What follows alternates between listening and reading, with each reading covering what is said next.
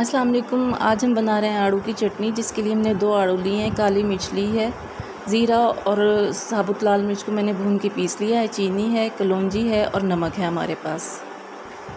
अब हम एक पैन लेंगे। पैन में हम सबसे पहले आड़ू डालेंगे। यहाँ पर मैंने 4 आड़ू लिए हैं, आप अपने मर्ज़ी से ले सकते हैं जितने आड़ू लेने हों।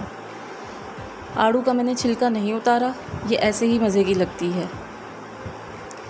इसमें अब हम 2 चुटकी काली मिर्चें शामिल करेंगे। लो फ्लेम पर हमने इसको पकाना है। अब हम इसमें 1 चुटकी नमक का शामिल करेंगे।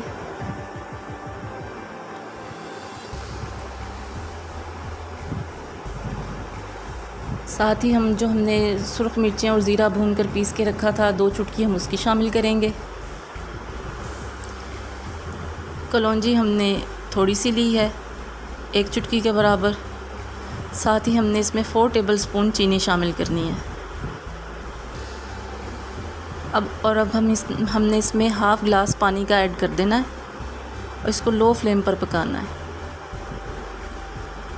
ये पानी हमने ऐड कर दिया इसमें और अब इसे लो फ्लेम पर हम पकाएंगे। तकरीबन 8 से 10 मिनट में ये चटनी रेडी हो जाएगी। बहुत टेस्टी बनती है। इसे आप नाश्ते में ब्रेड के साथ, पराठे के साथ और जैसे आपका दिल चाहे आप इसे खा सकते हैं। बहुत मज़े की लगती है।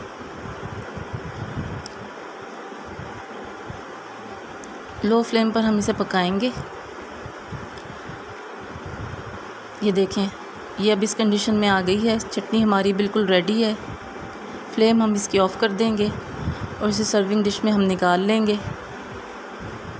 रेसिपी अगर आपको हमारी पसंद आई हो तो इसे लाइक करें, शेयर करें और हमारे चैनल को सब्सक्राइब करें। ये मज़ेदार सी आड़ू की चटनी तैयार है। इसे आप सेव भी करके रख सकते हैं फ्रिज में 3 से 4 माह ये बिल्कुल ठीक रहेगी। बहुत मज़े की चटनी ये तैयार है।